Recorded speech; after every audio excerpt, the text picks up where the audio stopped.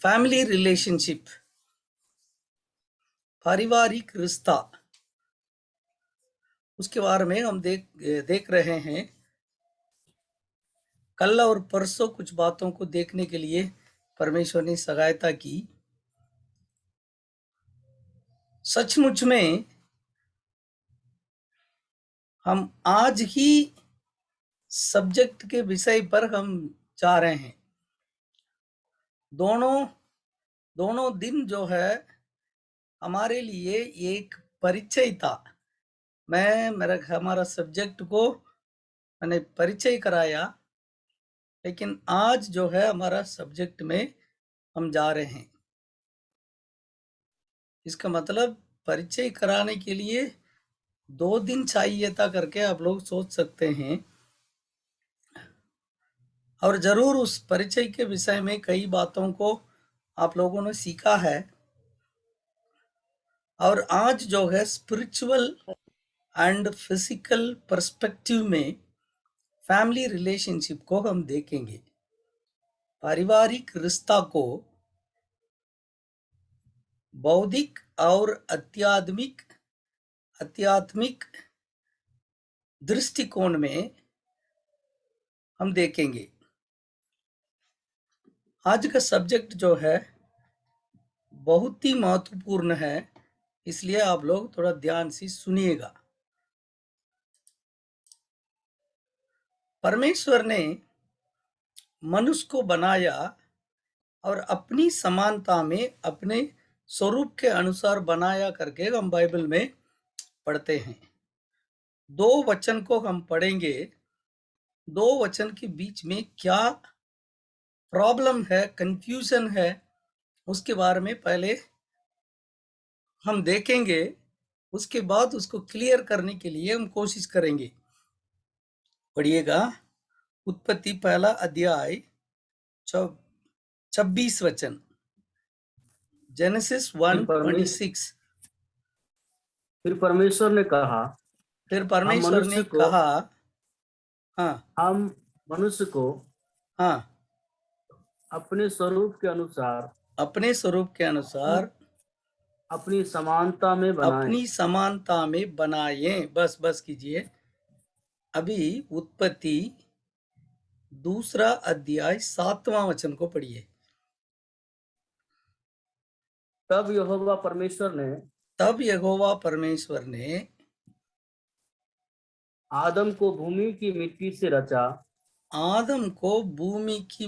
से रचा और उसके नथनों में जीवन का श्वास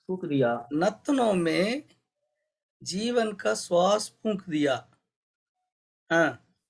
और आदम जीवित प्राणी बन गया। अभी बाइबल पढ़ने के वक्त जो है हमारा मन में एक इस प्रकार का संदेह आ सकता है, डाउट आ सकता है, या प्रश्न उठ सकता है कि परमेश्वर ने मनुष्य को 2 बार सृष्टि किया क्या? 2 बार मनुष्य को परमेश्वर ने बनाया क्या? उत्पत्ति पहला अध्याय 26 वचन में एक बार परमेश्वर ने मनुष्य को बनाया करके लिखा है, और दूसरा अध्याय 7वां वचन में परमेश्वर ने मनुष्य को मिट्टी से रचा करके लिखा है। इसका मतलब परमेश्वर ने 2 बार मनुष्य को बनाया क्या? ये संदेह जरूर हमारा मन में आ सकता है।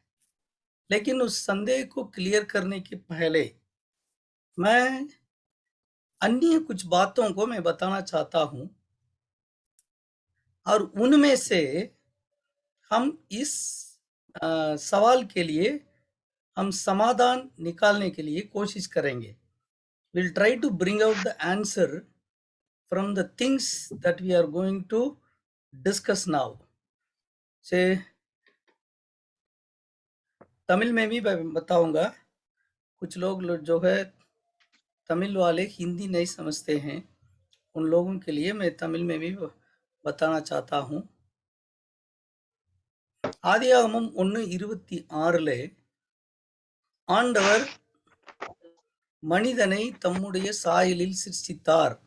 அப்படின்னு பார்க்கிறோம். ஆதியாகமம் 2வது அதிகாரம் 7வது வசனத்துல மனிதனை தேவன் மண்ணிலிருந்து சிருஷ்டித்தார் அப்படின்னு பார்க்கிறோம். அப்ப 2 தடவை ஆண்டவர் மனுஷனை சிருஷ்டித்தாரா, 2 தடவை மனுஷனை உண்டாக்கினாரா அப்படின்ற கேள்வி நமக்குள்ள எழும்புகிறது. ஸோ இதுக்கு நாம பதில் கண்டுபிடிக்க போறோம். அதுக்கப்புறம் ஆணையும் பெண்ணையும் அவர் எப்படி சிருஷ்டித்தார், அந்த சிருஷ்டிப்பில் இருக்கிற முக்கியத்துவத்தை நாம் இங்கே படிக்க போகிறோம். So we are going to see the importance in the creation of God. தேவன் சிருஷ்டித்த சிருஷ்டிப்பிலே இருக்கிற முக்கியத்துவம். सो सृष्टि में क्या महत्वता है करके उसके बारे में आज हम देखेंगे, लेकिन उसके देखने के पहले सामान्य क्रिएशन के बारे में हम कुछ वचनों को बाइबल में से हम पढ़ेंगे। परमेश्वर ने सबसे पहले मनुष्य को सृष्टि करने के पहले इस दुनिया को बनाया, लेकिन दुनिया एक दुनिया नहीं है, 2 दुनिया है। एक दृश्यमान दुनिया और दूसरा अदृश्य दुनिया, एक बौद्धिक दुनिया और आध्यात्मिक दुनिया। एक बौद्धिक दुनिया संसार और दूसरा अबौद्धिक संसार। एक मूर्त दुनिया और दूसरा अमूर्त दुनिया। एक जो है देखी दुनिया और एक अनदेखी दुनिया। 2 दुनियाओं को परमेश्वर ने बनाया करके हम बाइबल में देख सकते हैं। अब तुरंत सवाल पूछ सकते हैं, भैया बाइबल में ऐसे लिखा है क्या 2 दुनिया को परमेश्वर ने बनाया करके? हाँ, जरूर बाइबल में हम पढ़ सकते हैं, देख सकते हैं। अभी वचन को पढ़िएगा। यूहन्ना 1 अध्याय 18वें वचन को पढ़िए। पहला यूहन्ना 1 अध्याय 18वां वचन।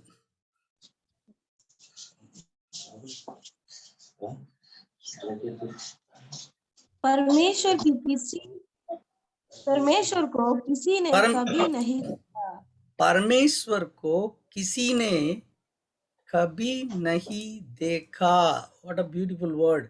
सी किसी मनुष्य ने अभी तक परमेश्वर को नहीं देखा है।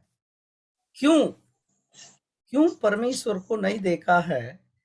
क्योंकि परमेश्वर अंधे की दुनिया में वास करने वाला है।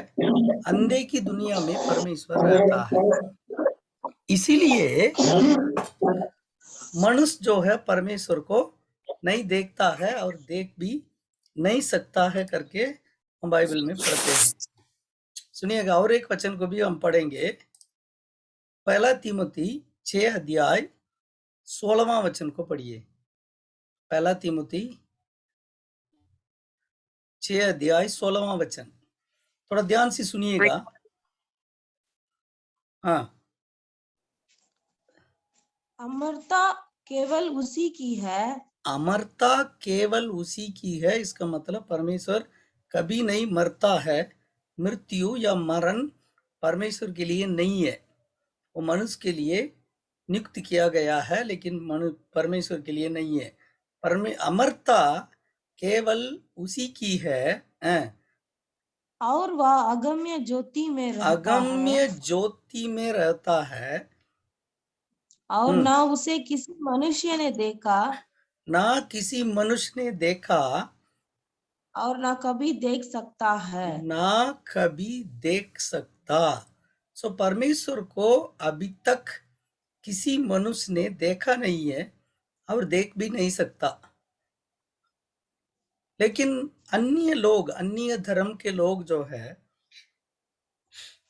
परमेश्वर को मूर्त के रूप में बना करके उसकी उपासना करते हैं।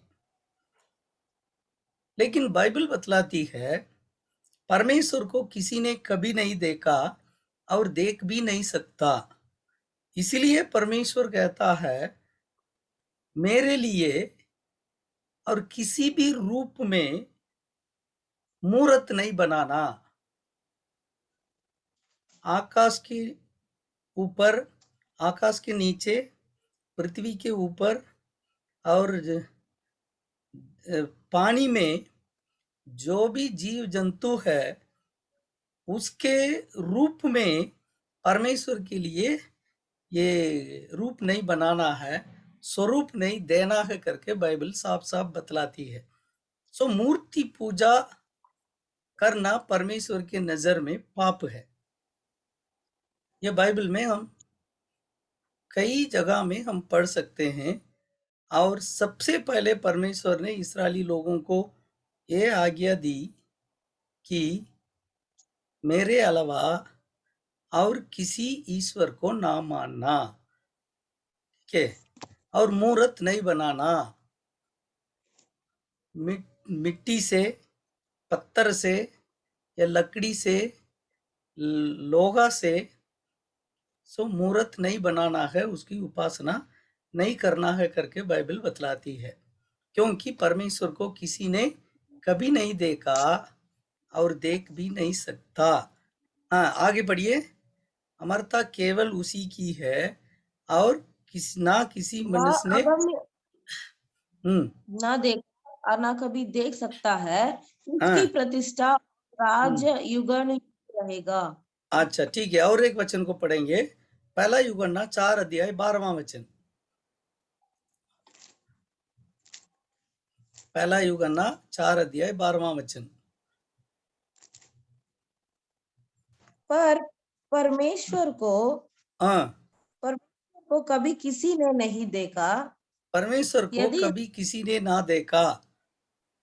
यदि हम ठीक, आपस में प्रेम से हाँ ठीक है, ठीक है। परमेश्वर को किसी ने कभी नहीं देखा करके वहां पे भी हम पढ़ते हैं।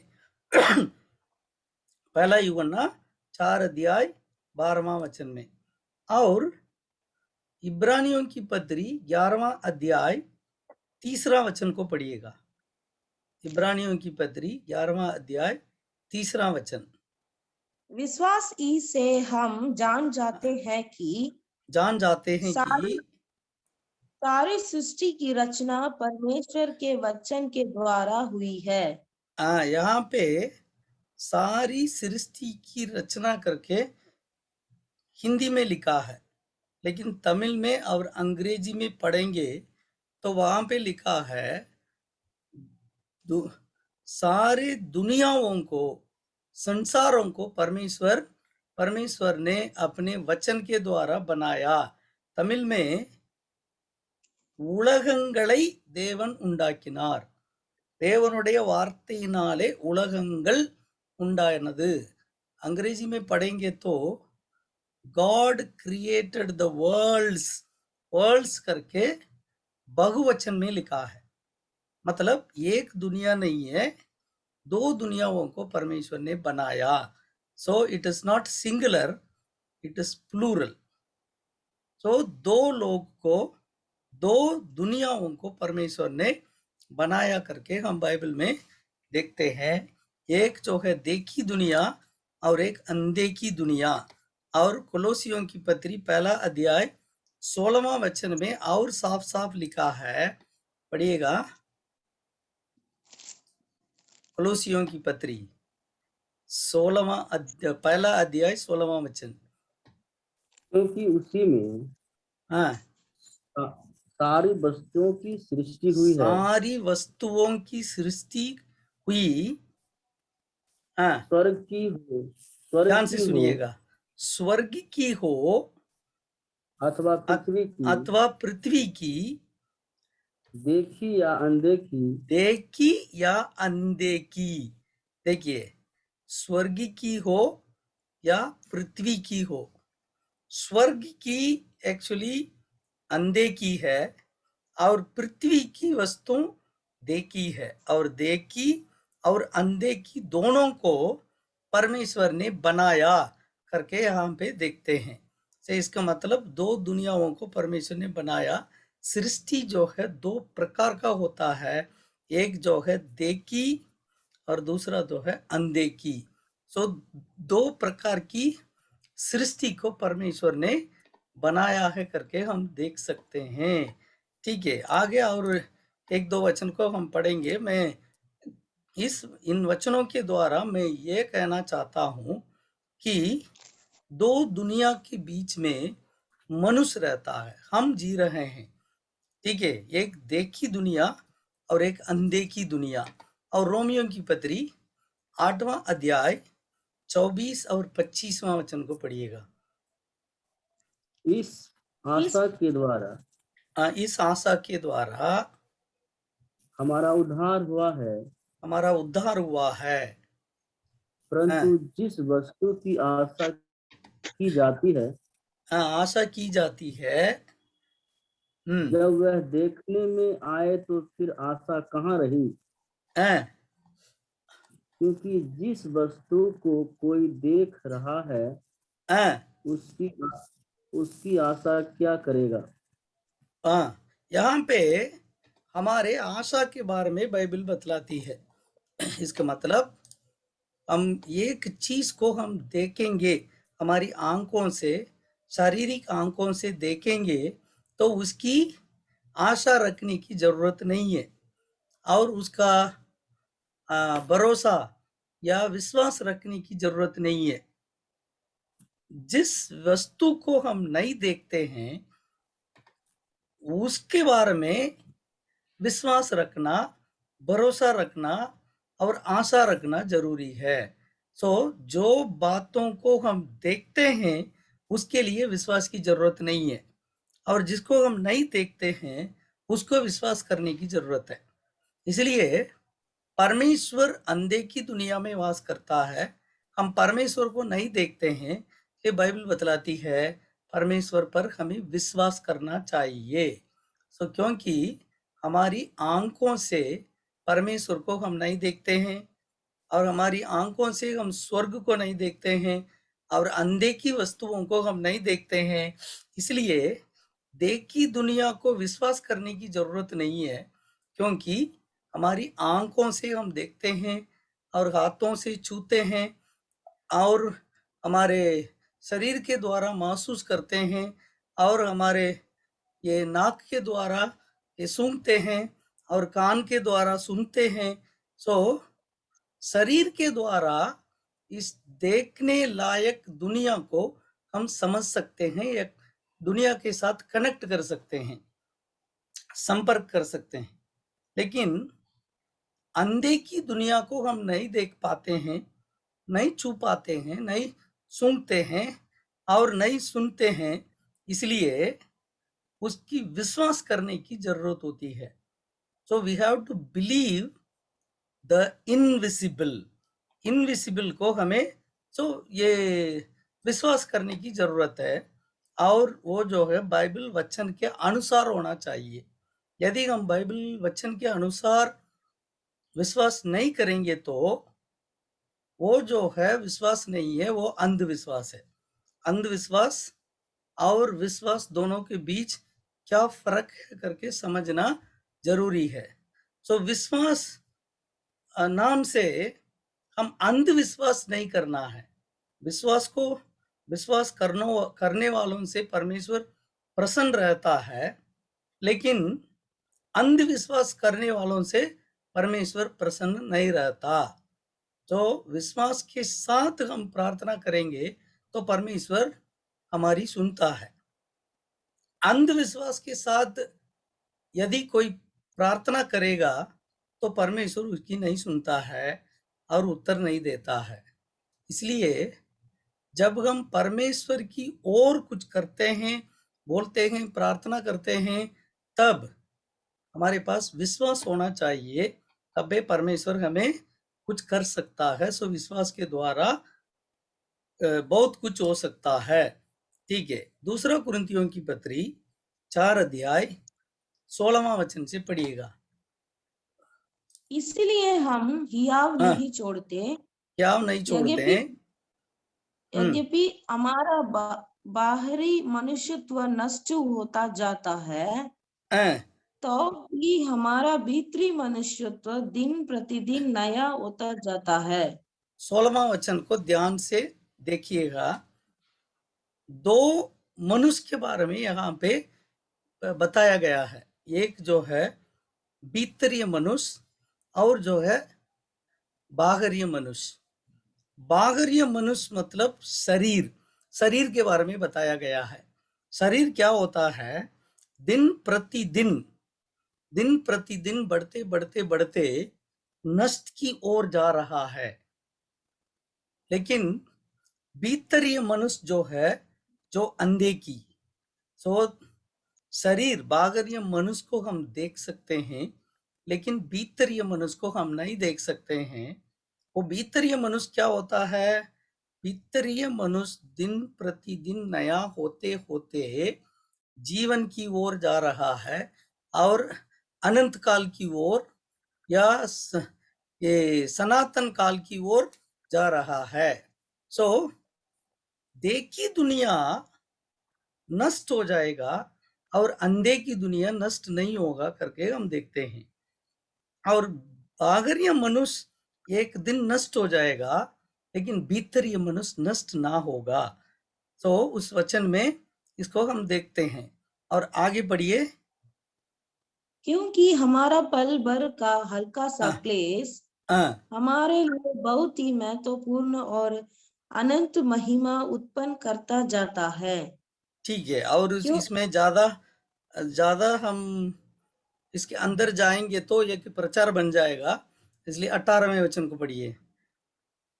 हम तो देखी हुई वस्तुओं को नहीं हाँ, हम तो परंतु देखी हुई वस्तुओं को नहीं, परंतु परंतु अनदेखी वस्तुओं को देखते रहते हैं। अनदेखी वस्तुओं को देखते रहते हैं। सो यहाँ देखी वस्तु और अनदेखी वस्तु, दो वस्तुओं के बारे में हम पढ़ते हैं। सो देखी ही वस्तुओं को नहीं, अनदेखी वस्तुओं पर हम विश्वास रखते हैं और आशा रखते हैं। उसको हम देख रहे हैं, ताक रहे हैं, उसको पाने के लिए हम कोशिश कर रहे हैं। सो अनदेखी दुनिया में प्रवेश करने के लिए इस देखी दुनिया में हम अपने आप को तैयार कर रहे हैं। So that is what spiritual life, वो है मसीह जीवन। तो நாம் காணக்கூடிய உலகம், காணக்கூடாத உலகம் அப்படின்னு 2 உலகத்துக்கு இடையில வாழ்ந்துட்டு இருக்கிறோம். நம்முடைய சரீரம் என்பது காணக்கூடிய உலகம், உள்ளான மனுஷன் என்பது காணக்கூடாத உலகம்.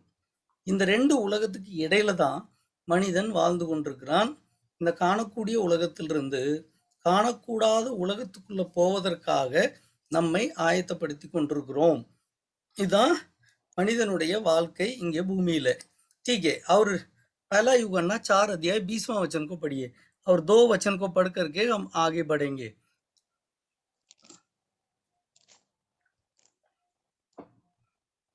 यदि पढ़िएगा। कोई कहे हम्म, यदि कोई कहे मैं परमेश्वर से प्रेम रखता हूँ परमेश्वर से और प्रेम रखता हूँ।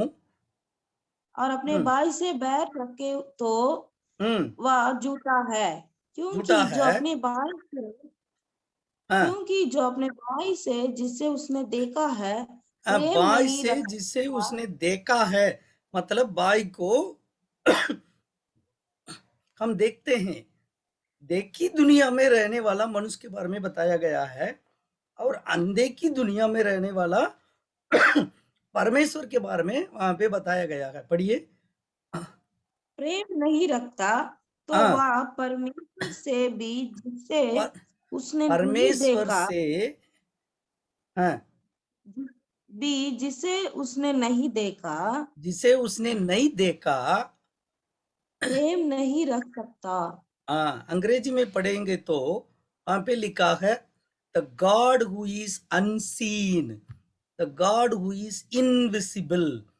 सो परमेश्वर जिसको हम नहीं देखते हैं और जिसको हम नहीं देख सकते हैं, उसके उससे हम प्रेम कैसे रख सकते हैं? सो देखी और अनदेखी दो दुनिया के बारे में बाइबल साफ साफ बतलाती है। और आखिरी में रोमियो की पत्री 1 अध्याय 20वां वचन को पढ़िएगा। उसके अंदर के गुण अंधे की अर्थात गुण, पढ़िए, देखिए देखिए, अंधे की गुण, इसका मतलब परमेश्वर का अंधे की गुण करके लिखा है। हाँ, अर्थात उसकी सनातन सामर्थ हम्म, और परमेश्वर तो परमेश्वर जगत की तो है जगत की, और जगत सृष्टि के समय से हम्म, उस कामों के द्वारा देखने में आते हैं। ठीक है, ठीक है, इतना काफी है। सुनिएगा, परमेश्वर देखी और अनदेखी दो दुनिया को बनाया है करके हम समझते हैं। So we have to understand this very carefully, very clearly. अभी इस अंडरस्टैंडिंग के साथ, इस समझ के साथ मनुष्य की सृष्टि के बारे में हम देखेंगे। ध्यान से सुनिएगा। तो उत्पत्ति पहला अध्याय में 26 वचन में परमेश्वर मनुष्य को बनाता है। बनाया करके नहीं लिखा है, लेकिन सृष्टि किया करके लिखा है। अभी जेनेसिस 1:26 यानी उत्पत्ति पहला अध्याय 26 वचन को अभी पढ़िएगा। फिर फिर परमेश्वर ने फिर परमेश्वर ने कहा मनुष्य, हम परमेश्वर ने मनुष्य कहा, हम मनुष्य हम हम मनुष्य को मनुष्य अपने को अपने अपने स्वरूप स्वरूप के के अनुसार अनुसार अपनी समानता में बनाए अपनी समानता में बनाए। ध्यान से सुनिए, पहला अध्याय और 26 वचन में परमेश्वर ने मनुष्य को बनाया। ये बाहरीय मनुष्य को नहीं है, भीतरीय मनुष्य को, मतलब अंधे की पार्ट, अंधे की हिस्सा को परमेश्वर अभी बनाता है। सो पहला अध्याय 26 वचन में God created the invisible part of man. परमेश्वर ने मनुष्य के अंदर जो अंधे की बाग, अंधे की ये हिस्सा होता है, उसको सबसे पहले परमेश्वर ने बनाया। यानी आत्मा और प्राण, आत्मा प्राण दोनों को हम नहीं देख सकते हैं, लेकिन शरीर को हम देख सकते हैं। सो पहला अध्याय 26 वचन में जब परमेश्वर ने मनुष्य को बनाया, मनुष्य को नर और नारी करके बनाया, और स्त्री और पुरुष करके बनाया, और पति और पत्नी करके बनाया करके लिखा है। इसका मतलब पति पत्नी और स्त्री पुरुष, नर और नारी दोनों को परमेश्वर ने आत्मिक तवर से, आध्यात्मिक तवर से परमेश्वर ने एक साथ बनाया और बराबर बनाया। ध्यान से सुनिए। सो पहला अध्याय 26 वचन में अंधे की हिस्सा को परमेश्वर ने बनाया है। नर हो या नारी हो, मनुष्य हो, ये स्त्री हो या पुरुष हो, उनके अंदर जो अंधे की हिस्सा है उसको परमेश्वर ने सबसे पहले बनाया। अभी मान लीजिए एक कंप्यूटर है या एक सेलफोन है आपके हाथ में, उसमें दो चीज होता है, एक जो है सॉफ्टवेयर और हार्डवेयर। परमेश्वर ने सबसे पहले सॉफ्टवेयर को बनाया। सॉफ्टवेयर को बनाने के बाद अभी हार्डवेयर के अंदर उसको इंस्टॉल करना है, ठीक है। इसलिए दूसरा अध्याय 7वां वचन में, दूसरा अध्याय 7वां वचन में परमेश्वर ने क्या किया, मिट्टी को लेकर के मनुष्य की छवि या इमेज, मनुष्य के शरीर को परमेश्वर ने बनाया। इस पिक्चर में देखिएगा, परमेश्वर ने मिट्टी से शरीर को बना करके पहले ही जो अंधे की हिस्सा को बना के रखा था उसको मनुष्य के शरीर के अंदर घुसा दिया। तो उसके नथनों में श्वास फूंक दिया करके लिखा है, जीवित प्राणी बन गया। मतलब जीवन वो है स्पिरिट, प्राणी मतलब प्राण। सो मनुष्य को प्राणी क्यों बोलते हैं, क्योंकि उसके अंदर प्राण पाया जाता है। सो मनुष्य एक प्राणी है क्योंकि उसके अंदर प्राण है। मनुष्य एक जीवी है क्योंकि उसके अंदर जीवन मतलब स्पिरिट आत्मा पाया जाता है। सो मनुष्य को परमेश्वर ने 3 भाग में बनाया या 3 हिस्सा के साथ परमेश्वर ने बनाया। एक जो है शरीर को बनाने के पहले ही परमेश्वर ने आत्मा और प्राण दोनों को बनाया। तो इसका मतलब, मेरे कहने के मतलब ये है, स्त्री और पुरुष दोनों को परमेश्वर ने आत्मिक तवर से यानी अंधे की हिस्सा के अनुसार परमेश्वर ने एक साथ बनाया। लेकिन ध्यान से सुनिएगा, जब परमेश्वर ने शरीर को बनाया, पुरुष को अलग बनाया, स्त्री को अलग बनाया।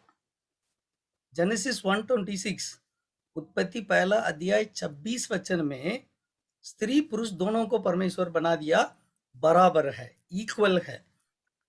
लेकिन शरीर के अनुसार जब परमेश्वर ने मनुष्य को बनाया, शरीर के अनुसार, शारीरिक ये बातों के अनुसार स्त्री और पुरुष दोनों को अलग अलग समय में बनाया, अलग अलग तरीके में बनाया। ध्यान से सुनिए, जब अंधे की हिस्सा को परमेश्वर ने बनाया यानी स्पिरिचुअल आध्यात्मिक हिस्सा को परमेश्वर ने बनाया, दोनों को एक समय एक साथ बराबर बनाया है। लेकिन जब परमेश्वर ने शरीर को बनाया, पुरुष को पहले बनाया, स्त्री को वो लेटर फिर बनाया। ठीक है ना। सो जेनेसिस 2:7 उत्पत्ति दूसरा अध्याय 7वां वचन में पहले जो है परमेश्वर ने पुरुष को बनाया, मिट्टी से बनाया। लेकिन उत्पत्ति दूसरा अध्याय 18वें वचन से 23 वचन तक पढ़ेंगे तो वहां पे स्त्री के बारे में लिखा है। ठीक है, पढ़िएगा, अभी पढ़िए, दूसरा अध्याय 18वें वचन से पढ़िए। मैं उसमें एक चीज को बताना चाहता हूँ, थोड़ा ध्यान से सुनिएगा। हाँ, पढ़िए। फिर यहोवा परमेश्वर ने कहा, आदम का अकेला रहना अच्छा नहीं। आदम का अकेला रहना अच्छा नहीं, अच्छा नहीं। मैं उसके लिए एक ऐसा सहायक बनाऊंगा जो उससे मेल खाए। अभी ध्यान से सुनिए, ध्यान से सुनिए। 18वां वचन में परमेश्वर ने कहा कि उसके लिए एक सहायक बनाऊंगा करके। हम जाते चलो।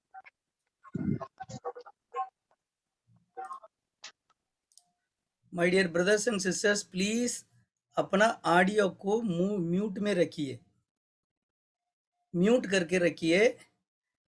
ये हमारा वीडियो, हमारा टीचिंग पूरा रिकॉर्ड हो रहा है। बीच बीच में ऐसे आवाज आएगा तो अच्छा नहीं लगेगा। प्लीज अपना ऑडियो को म्यूट में रखिए। फिर भी कुछ बातचीत कर रहे हैं, देखिए।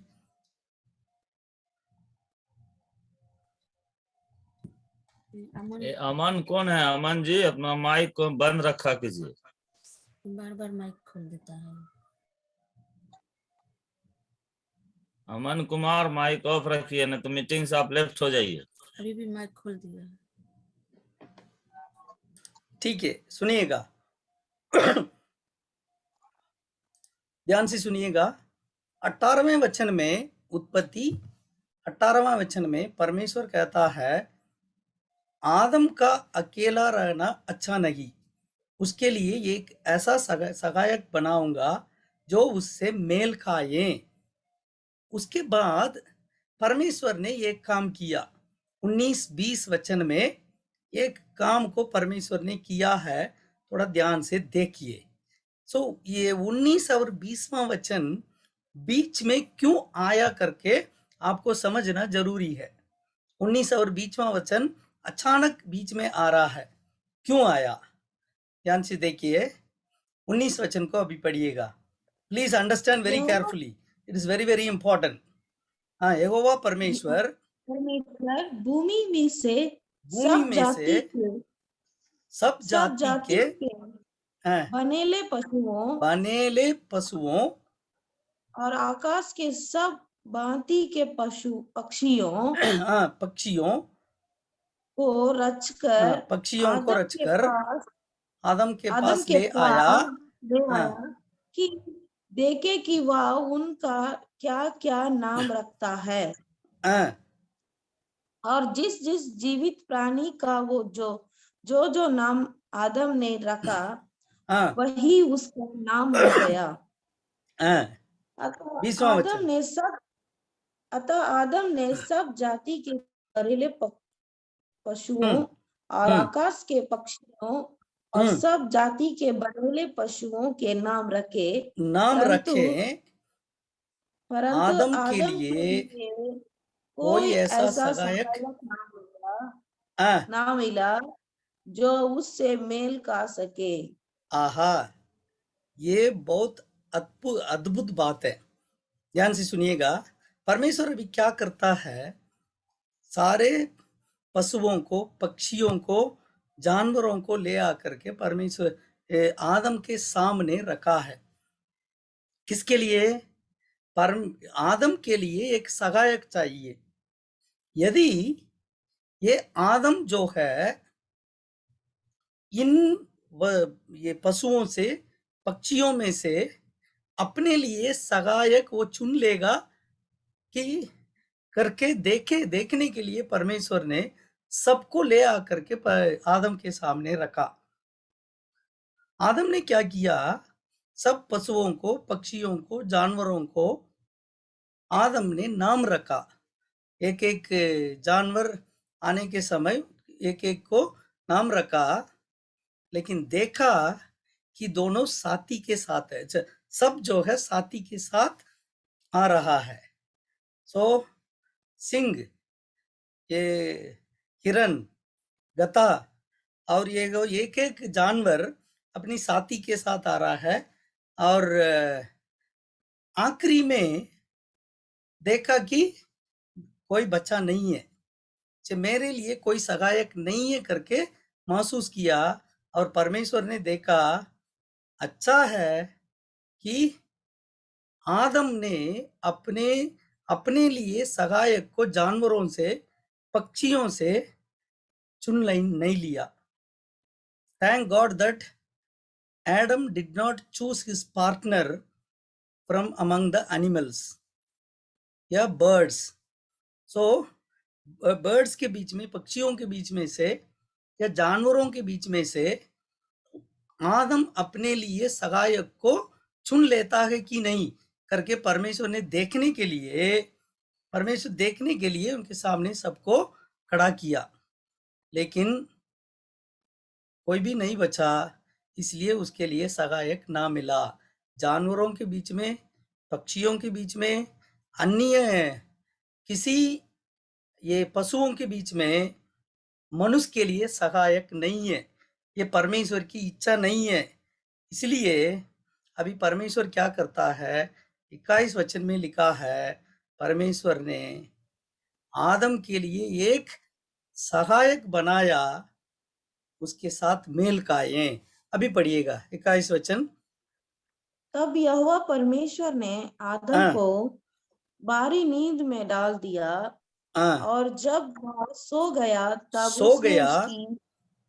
तब उसने उसकी एक पसली निकाल कर उसकी जगह मांस भर दिया। ध्यान से सुनिए, अभी परमेश्वर ने आदम को किस प्रकार बनाया, किस तरीके से बनाया, और हव्वा को परमेश्वर ने किस तरीके से बनाया, दोनों के बीच में ये फर्क को समझना है, अंतर को समझना है। परमेश्वर ने आदम को दूसरा समय में बनाया और हव्वा को, स्त्री को दूसरा समय में बनाया, और आदम को डिफरेंट तरीका से बनाया और हवा को डिफरेंट तरीके से बनाया। सो इसका मतलब क्या है? आत्मिक तौर से पति और पत्नी दोनों बराबर है।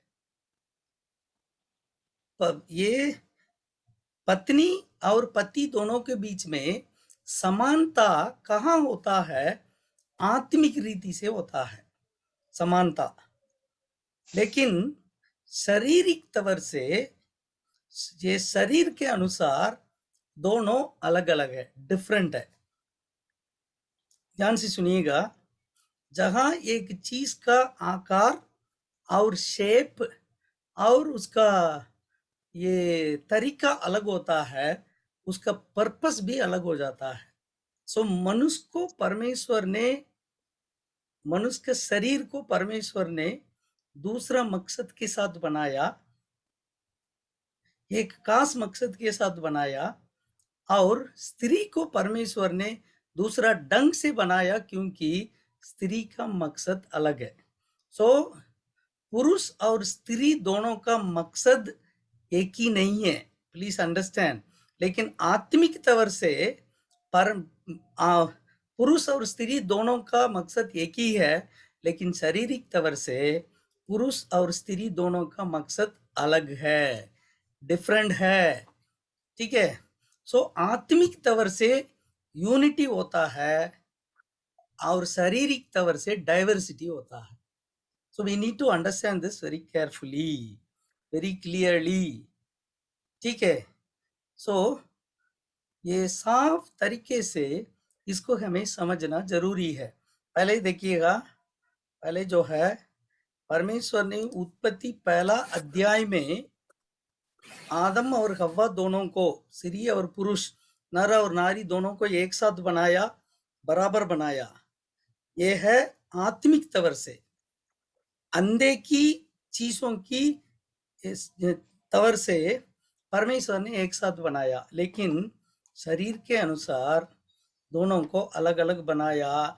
इसको समझना है। पति पत्नी, कई लोग इधर जुड़े हुए हैं, आप लोग ये समझ लीजिए, आत्मिक तौर से आप दोनों बराबर है, परमेश्वर की नजर में आप दोनों बराबर है, पर आत्मिक तौर से आप दोनों को अंदर समानता पाई जाता है, लेकिन शारीरिक तौर से आप दोनों अलग है, डिफरेंट है, और ये दोनों ये असमानता है। ठीक है? बराबर नहीं है। सो इसको समझना चाहिए। अभी देखिएगा, द इनविजिबल गॉड, परमेश्वर, अंधे की परमेश्वर, मनुष्य के अंदर जो अंधे की हिस्सा है उसको सबसे पहले बनाया, वो है स्पिरिट एंड सोल, आत्मा और प्राण। अदृश्य परमेश्वर, अंधे की परमेश्वर ने सबसे पहले पुरुष और स्त्री के अदृश्य भाग को रचना किया, अदृश्य भाग को सृष्टि की। ठीक है? और एक चीज को भी मैं यहां बताना चाहता हूं, थोड़ा ध्यान से सुनिए प्लीज। पहला अध्याय 26 वचन में मूल भाषा में देखेंगे तो, मूल भाषा में, तमिल में, अंग्रेजी में, हिंदी में, सब भाषा में इस अंतर को हम देख सकते हैं। पहला अध्याय 26 वचन में एक शब्द इस्तेमाल किया गया है, वो है सृष्टि। परमेश्वर ने मनुष्य की सृष्टि की करके लिखा है।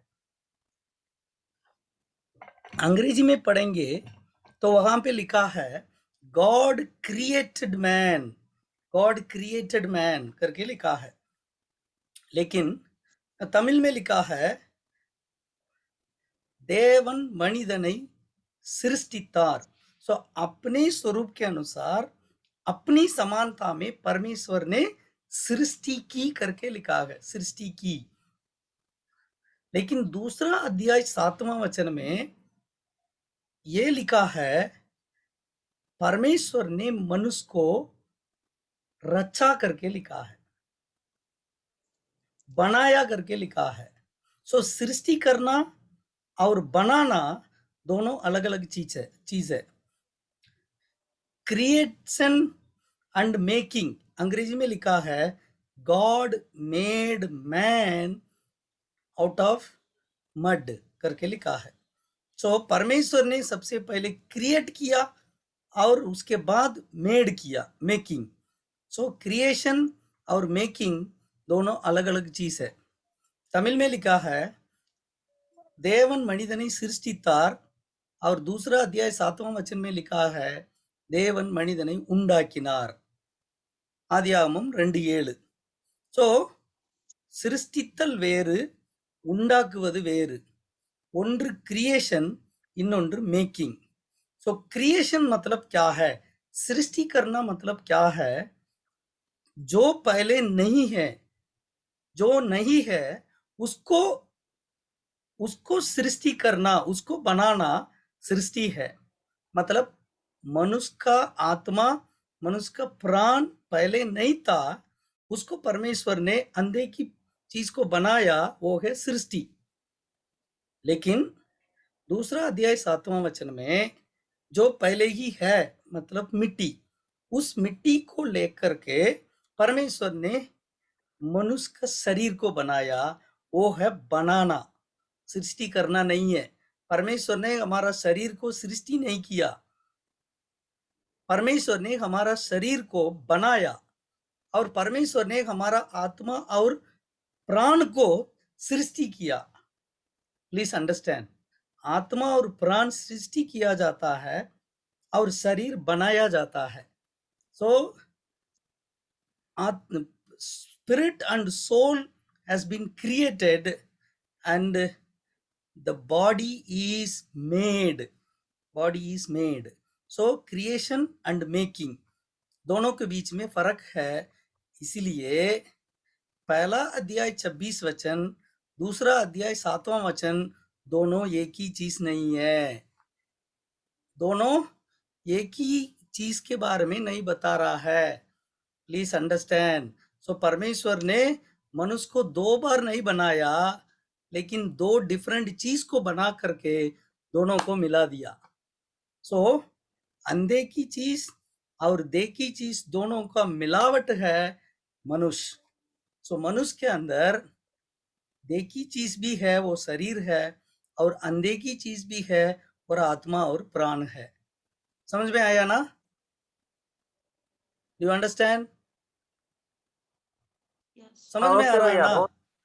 यस भैया, जी यस जी भैया। जी जी जी जी ओके, अभी सुपर सुपर। हम इस शरीर और आत्मा प्राण दोनों तीनों के बारे में थोड़ा सा आपको मैं प्रकाशन देना चाहता हूं, थोड़ा ध्यान से सुनिएगा।